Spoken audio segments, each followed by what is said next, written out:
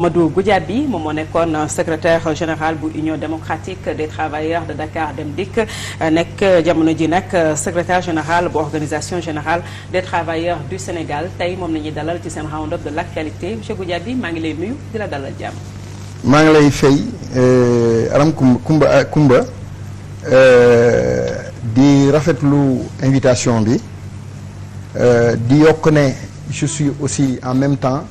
man maay adjoint au maire de la commune de Ouakam su ma ñëwee ci plateau bi du ma yem rek ci actualité économique mais il faut que ma wax ci Ouakam bi ma dëkk te nekk fa te am fa ndombo tànk maa ngi nuyu tout le peuple sénégalais liggéeykatu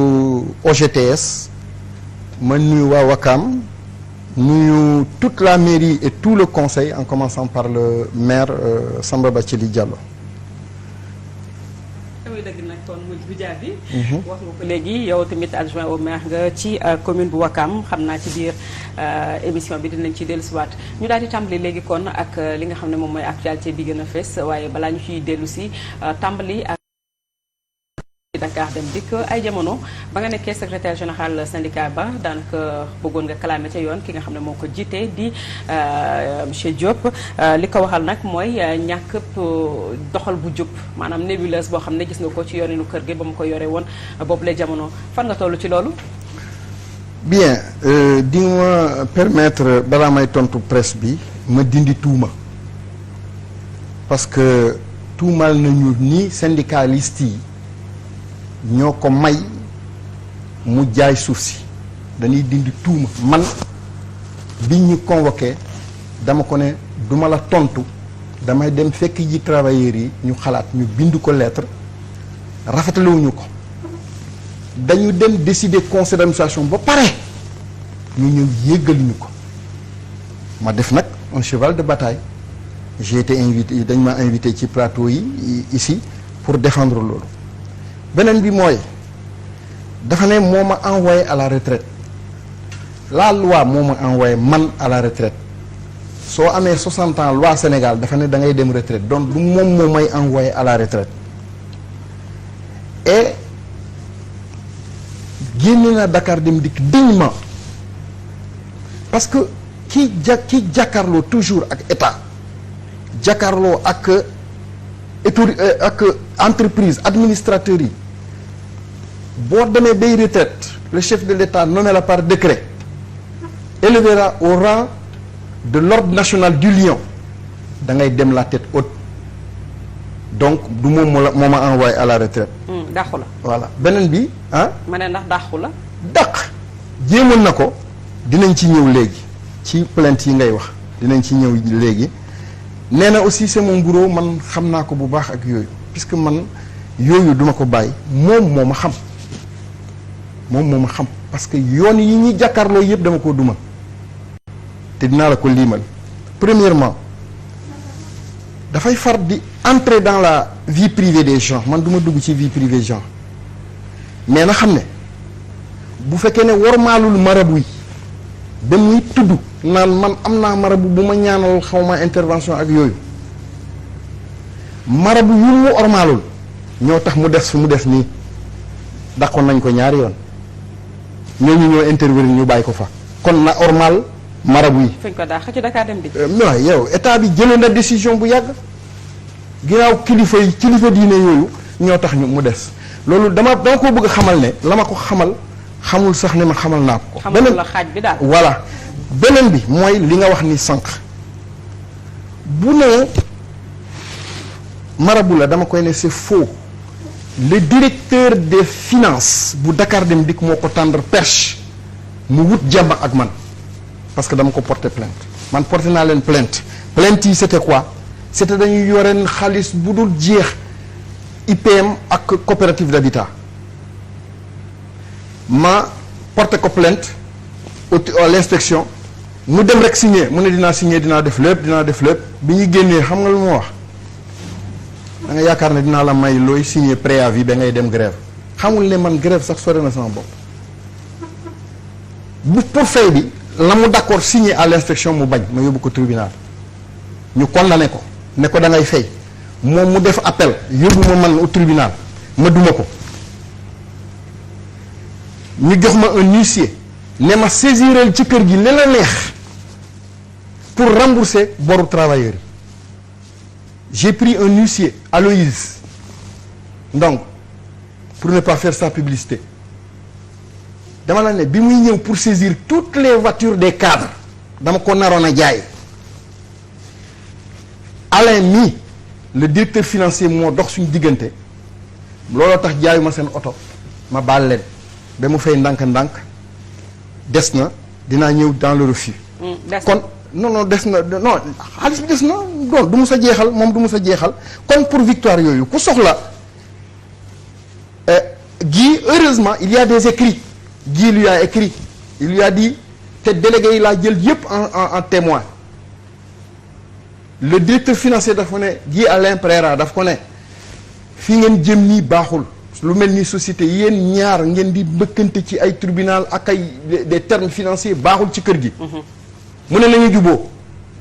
mu ne déet dama baalu ak ma ne ko baalu ma la ak te du ma la sax ñëw xam nga li ñu mujjee def moom mu jógee fu mu toog man ma jógee fu mu toog ñu tagee ci digg ba xam nga kon je ne suis pas soumis à lui parce que dëgg bi mu ngi ci man on s'est serré la main je lui ai dit ci kaw dinaa delluwaat ci sama syndicat ñu jox ma ndigal ma juboo ak yow Alain Pereira écrire na document baa ngi fii dinaa ko publier dans un journal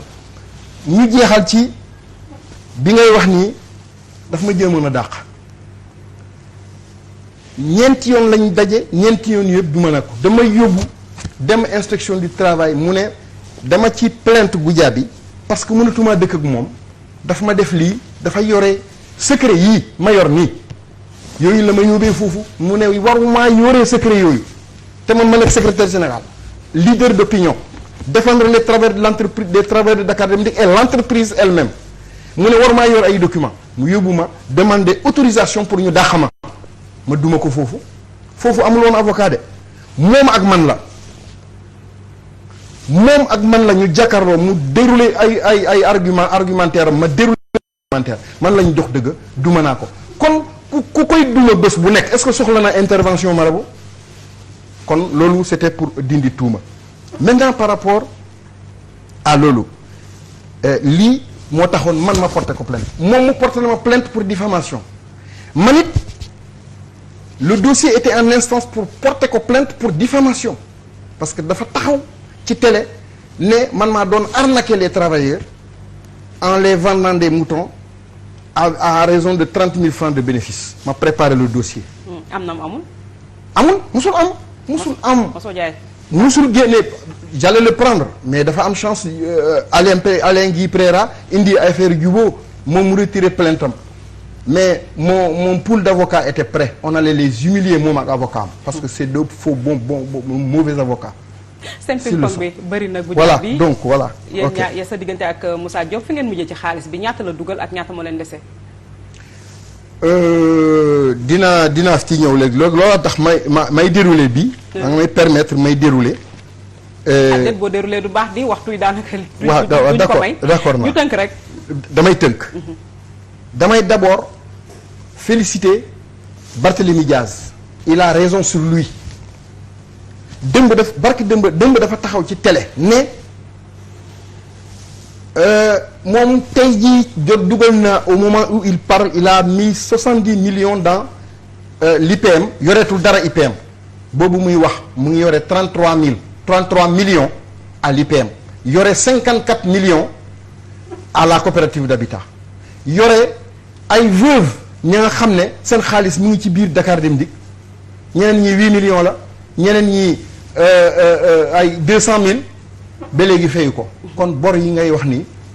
bor yi des na. yu bëree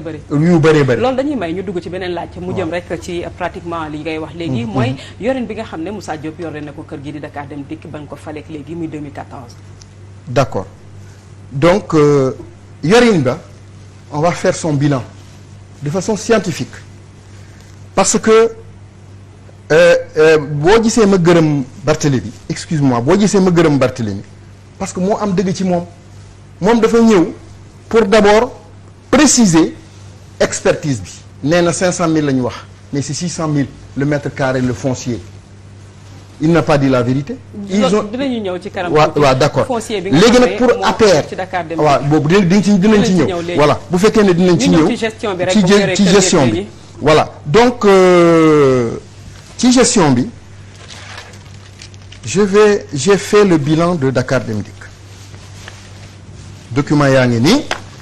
wala lu mu wax rek mu ngi ci. waaw sama gan gi tey dafa waaw dama ne preuve à l'appui. waaw preuve à l'appui laa lay indil. parce que man bokkuma ak moom mi nga xam ne bu indee preuve à l'appui dalay lire noonu nii rek mu retirer pour nga bay mais dama sant bu baax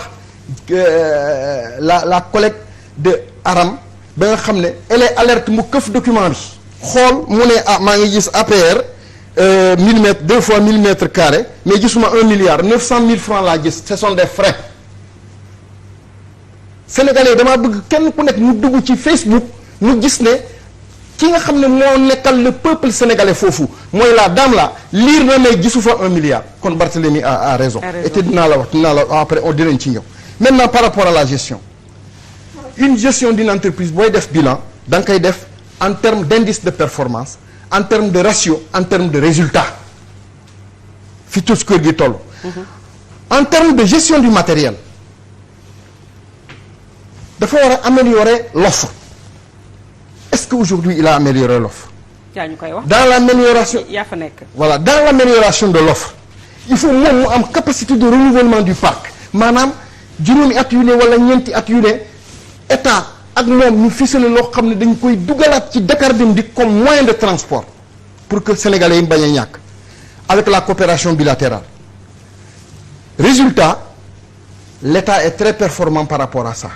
li ñu jóor ci ay documents à Dakar Dem Dikk tey jii waruñu woon a toll fi ñu toll nii la preuve dugal nañu 237 cars Sonlong 475 Ashok 150 bus réservés à l'interurbain 300 minibus aujourd'hui tey fi mu ne nii en 2018 mu programmé ci ay gestion am ne lii mën a daw ci Dakar Dem Dikk 450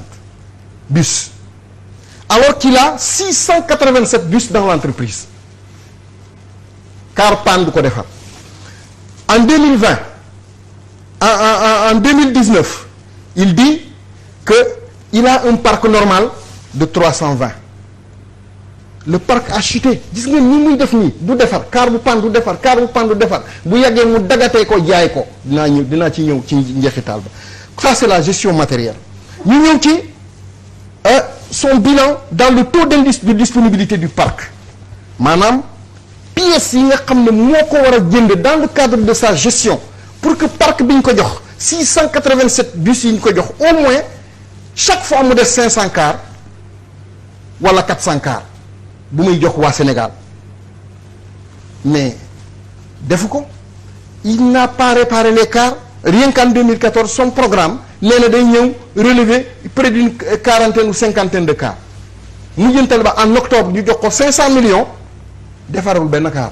alors que dans les rapports du budget de 2014 il a été dit que Dakar Dem Dikk génnee na 900 millions pour defar les cars Sonlong ñu ne ce sont des marchés attribués marché boo ko attribué da ngay jot ana marché xanaa dañuy attribué ba pare mu réer noonu. ana ki ngeen ko attribué sax. justement duñ ko wax mais c'est dans leur bilan de gestion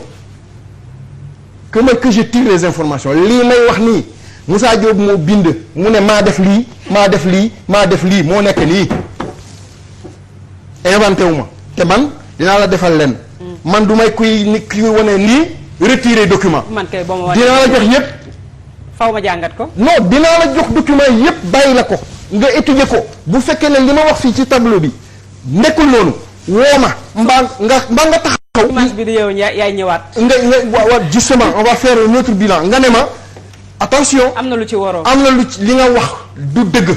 mais jël document ne pif ci kanam gi retiré wat ko dem loolu c'est des bluffs. kon daal su ma tënkee mën naa ne gestion Moussa Diop bañ ko dénkee kër geek léegi dara baaxul. non c'est par rubrique am na foo xam ne aussi il a fait quelque chose. tane na oui il a fait quelque chose. yu bon rek nga wax gum de. waaw yu bon il a nekk. fan moo tane augmentation des stocks morts xam nga stock mort mooy lan nga commandé ay pièces pour defar ay car adapté wul boo ko jëndee ba pare dañuy livrer la ko mënoo cee defar car parce que c'est des pièces inadaptées nga dugal ko ci pièce morte kooku ku ñàkk xarañ rek moo koy def. beneen bi donc le résultat ici pour la gestion du matériel c'est des contre-performances. La preuve c'est des pannes de 437 bus des fréquences yi mu waxoon Sénégalais yi ku taxaw ci arrêt 10 minutes yu ne dinaa la ñëw yóbbu on est maintenant à 1 heure de temps d'attente. dans l'urbain pas de fidélisation de la clientèle moom bi mu ñëwee jël kër gi kilomètre bu nekk bus Dakar Dem Dikk dina jël 3 clients et demi ça c'est des indices de performance mais moom bu mu ñëwee il wàccee na ko en 2019 après 687 bus te kii nekk ni il avait 169 bus muy Dame Diop moom mu am 687 bus à sa disposition kilomètre bu nekk 2,2 c'est des contre-performances ñu dem maintenant dans les ressources humaines là c'est le népotisme le copinage et l'impréparation dans le recrutement. Ensuite dans le social il a fait de gros efforts mais dañ ko cee forcer parce que il a amélioré les salaires de Dakar Dem Dikk yokkal parce que moom bi mu ne cëpp la mu njëkk xalaat mooy c'est les amis mu recruter leen ba pare mu ñëw day ñëw ne Goudiaby yaa nekk ci place bi waaw jàngalal ma kii liggéey bi ba pare mu seef la cadre yi mu yokkal leen ku nekk plus de 200 000 man ma jóg ak le syndicat majoritaire et les autres syndicats ñu ne ko doo indi ay gan nga teg leen suñ kaw jox leen salaire bu ëpp suñu bos 200 000 kon da nga yemalee ñëpp dans sa politique yemale ñëpp bi nga ko forcé ñun ca la defaree salaire yi kon foofu moom. man wax naa ko c'est bien maintenant bu ñu ñëwee dans les contre-performances en gestion en matière de gestion optimale mooy kër gi li mu attan ci personnel nga dugal ko les normes internationales dañu ne kër bus bu nekk en matière de transport war na fay 6 personnes moom il est à 10 personnes ce sont des contre-performances ñu ñëw ci gestion financière foofu la tooxi doona yi nekk gestion financière les moyens financiers de l'État mis à sa disposition moom État dafa jox Dakar Dem Dikk parce que ñun ñoo ko xeex te document de 2014 le prouve que suuf si les 19 milliards de subventions d'équipement 7 milliards de renoncement de la dette de l'État daf ko ne mu dugal ko dans le capital pour recapitaliser d'ailleurs j'indexe le conseil d'administration 7 milliards yooyu dugalaguñu ko dans le capital ba pare État jox ko 16 milliards issus de paiement de la dette sur les compensations mooy li ma la wax ni État bi du fay lépp day dagat te loolu État daf ko war a bàyyi ñu jox ko 16 milliards mu ñëw jaay foncier bi 3,8 milliards. boobu ñu ngi ciy ñëw léegi wax ma rek lu baax. pour les 16 milliards mu defagum lu baax. non fii ci gestion bi. ci gestion parce que nee nga man lépp bonul. waaw lii waaw non lu bonul lii mooy salaire yi. waaw moom ak les actes posés pour la modernisation de Dakar Dem Dikk. yaa ngi koy junj léegi ñu wax ci mbirum foncier parce que tamit lu am solo la ci kër gi nga xam ne fa ngeen nekk muy Dakar Dem Dikk am na lu toll ci 2000 mètres carrés boo xam ne yéen waa Dakar Dem Dikk seen suuf la ngeen jël ko jaay ko APR ñu tabax fa seen siège loolee ci tënk rek lu toll ci 600 millions nga baal ma moom la dikkee kër gi nga xam ne moom mooy Dakar Dem Dikk koppax googu daanaka dugal ngeen ko ci kees yi am déet. waaw man du ma ne ñun dañ ko jaay. ah ko jaay. déet ñoom dañ ko këf moom Moussa mu ko këf dem convaincre le conseil d'administration ñu jox ko ñu jaay mais du ma yem ci APR parce que day mel ni stigmatisation la du ma yem ci APR moom dëmb dañ ko kepp journaliste dëmb dañ ko kepp dafa ne. dañ ko ne est-ce que am nga droit yow. jaay suufu Dakar Dem Dikk une société de service public mu ne mais su ma jaaxlee man je cherche et puis damay jaay suuf ma régler les problèmes de Dakar Dem Dikk les dettes ak yooyu. daa amoon bor. moo tax mu jaay mu ne nag et puis c'est deux extrémités ñaari coins yi nga xam ne depuis 17 ans kenn soxlawu ko mu bëgg a waaf ci ne. moom jaay na kanam Dakar Dem Dikk yëpp dañ ko ne mu jaay 4000 mètres carrés mu jaay 8000 mètres carrés. ñeneen ñi ko jënd. ñu set 8000 mètres carrés kon bu ñuy wax nañu wax ci lépp benn kese la ñu dugal dans la gestion de Dakar Dem Dikk. muy Diamond Bank bii dugg à 2017 et ça et là Barthélemy a raison boobu moom dafa yey boppam parce que dafa ne damay jaay suuf si gérer problème yi régler problème de Dakar Dem Dikk mais la gestion d'une entreprise ça s'analyse le bilan d'une gestion ça s'analyse en termes de produits et de charges produit parce que da ngay wax lépp lu nga xam ne société bi loolu la moom ñu teg ko sa loxo pour nga dépenser ko pour que dundinu kër gi donc dans la gestion boo nee milliards APR dugg na da nga war a wone dans ton rapport d'exécution du budget que j'ai là da ngay wone dans le rapport comme quoi ni nga def ak Diamond Bank nga wone ne Diamond Bank dugal na 1,3 milliard nga wax ne dama cee def lii dama cee def lii dama cee def lii loolu nga war a dugalee bu APR mu leer c'est un rapport d'exécution du budget donc puisque feeñu fa et puis fële dans les états financiers ce sont des frais ñoo fa nekk 900 000 francs kon xaalisu APR dugul may interpeller Macky Sall bu fekkee ne génn na si 1 milliard na laaj Moussa Diop fu mu dugal 1 milliard parce que ñu gisuñu ko dans nos états Barthélemy a raison il peut pas bluffer les gens il peut bluffer tout le monde sauf moi. mais Goudiaby li ngay wax c'est dangereux. je te dis man maa wax ni na ma porter plainte dégg naa ko muy. ay millions ngay wax waaw déglu ma dégg naa ko muy tëkku Barthélemy ne ko bu noppiwul dina ko porter plainte man je l'invite à me porter plainte devant le juge j'amènerai toutes les preuves de ce que je dis d'ailleurs lii danaa la ko bàyyi nga def une étude ba pare invité ma ne ma lii waxoo dëgg lii waxoo dëgg lii waxoo dëgg on peut pas gérer une société par la ruse mënul nekk donc ñu continuer donc le foncier là dafa jaay ambassade de Chine jaay APR jox 1000 mètres carrés au CETUD parce que moom moo yoree CETUD xaalisam CETUD ne ko puisque mënoo maa jox xaalis jox ma ko ci suuf mu jël ko donc mais ana xaalisu ambassade du ñu wax ci APR rek ana xaalisu ambassade dugul gisuñu ko pour ñun xaalis boobu gisuñu ko xamuñu fu mu ko dugal li ma lay wax ni lu leer la je l'invite à me porter plainte ou bien je l'invite à un plateau ñu débattre man ak moom xam nga à ma présence du wone kii donc aujourd'hui les recettes il a encaissé au total en 2018 et 2019 41 millions ñi nga xam ne Dakar Dem Dikk ñoo ko liggéey travailleurs yi ñoo ko liggéey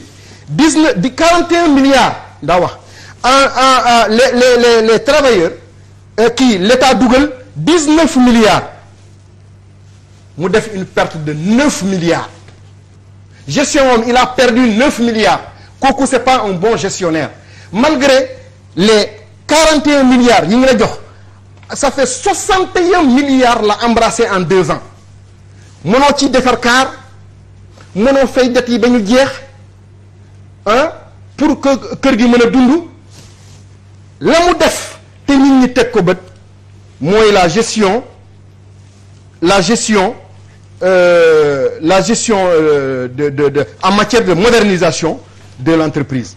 alors Goudiaby kon daal su ma déggee rek si tënk foofu mooy ne Moussa Diop baaxul ci kër gi donte ne jëm nañ ko dàq ñaari yoon mu échec bi la yoon moom dafa war a antu ñu dàq ko ci kër gi. bu ñu ko fi bàyyi mu tëj ko de. mu tëj lu leer laa leen wax. ñu ñëw ci beneen point mooy ne yow yaa ngi koy wax sànq ci présentation bi adjoint au maire nga fii ci Ouakam jamono ji ñu nekk mooy mbas mi coronavirus gis nañu ne maire bi dégagé na 500 millions pour jàppale population bi waaye itam xeex li nga xam ne moom mooy mbas mi foofee itam yow jàpp nga ne maire ba fi mu ne nii dafa def loo xam ne jaarul yoon ñaxtu gi daal wayul. non jaarul yoon c'est dans le cadre des procédures yi mu war a def pour que conseil bi toog autoriser ko. dafa am benn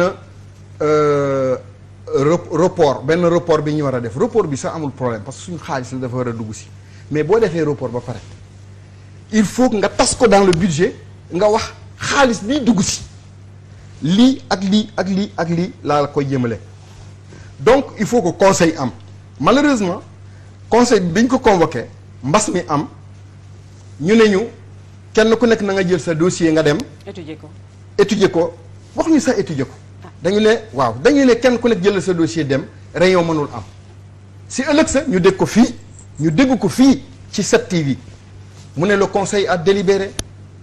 l'autorisation a été confirmée par le préfet mais waaw affaire bi lëmbee ñu man ma ne je suis son adjoint war naa def un acte administratif qui lui rappelle un peu à l'ordre si c'est trop fort qu'il m'excuse parce que yàgg naa di ko conseiller mais en l'écrivant dossier bu ma jox je lui donne les faits je lui donne mon analyse et je lui donne mes recommandations moo ko neexee mu jël su ko neexee mu bàyyi mais bii amul conseil buy voter de délibération am loolu lañ ko ne loolu laa ko ne bind ko ne ko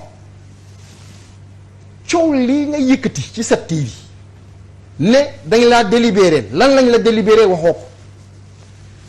dañ laa yow da nga prévoir 500 millions pour mbas mi ñaar yi tax na ba jeexi jaaxa am ci bopp nit ñi kon li ma lay sant man li ma lay ñaan man ak 26 conseillers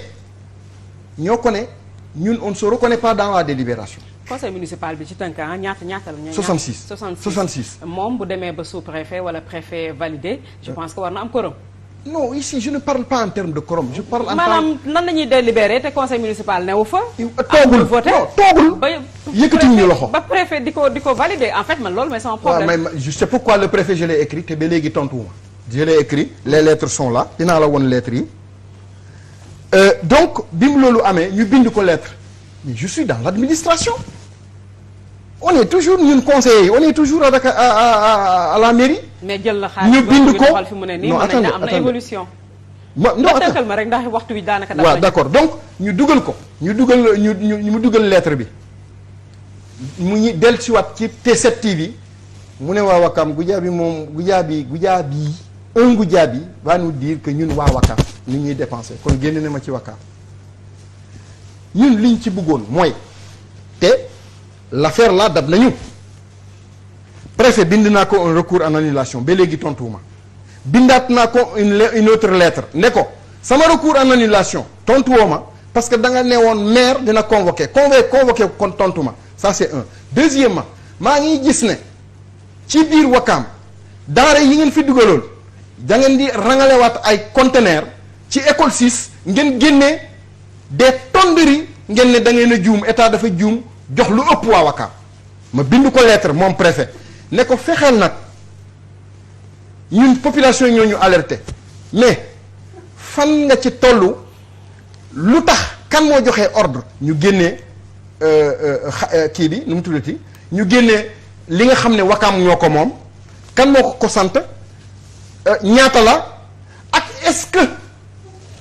benn kit du manqué ci lii nguur gi jagleel Dakar Dem Dikk mairie bi ma mujjee ci affaire bi ñuy wax dama ne damaa ngi woo waa Wakam jàkkaarloo ak ñoom ñun xulóowuñu xiiróowuñu mais dama leen di leeral dama ne état li muy joxe bu manqué benn pep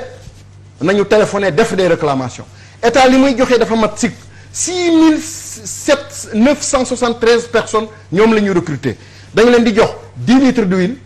10 kilos de sucre 10 kilos de macaroni 18 morceaux de savon et 100 kilos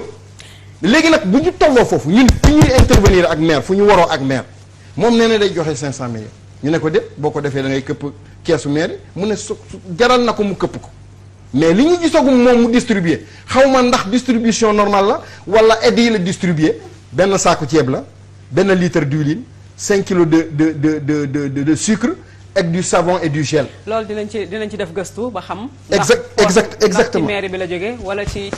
état bu Sénégal Goudiaby bi dama lay dog vraiment di jéggalu ndax waxtu yi daanaka gàtt na lool ñu ngi lay jaajëfal jéggalu bu baax a baax ndax bëggoon nañu wax sax ci coowal suuf bi nga xam ne am na ci Wakam waaye waxtu wi tënk nañu kon ñu ngi lay jaajëfal bu baax a baax jaajëfal ñi nga xam ne ñooñu doon seetaan boobu ak léegi jox leen dig daje incha allah dimanche bi di ñëw ci beneen plateau jàngeen jëf. Merci.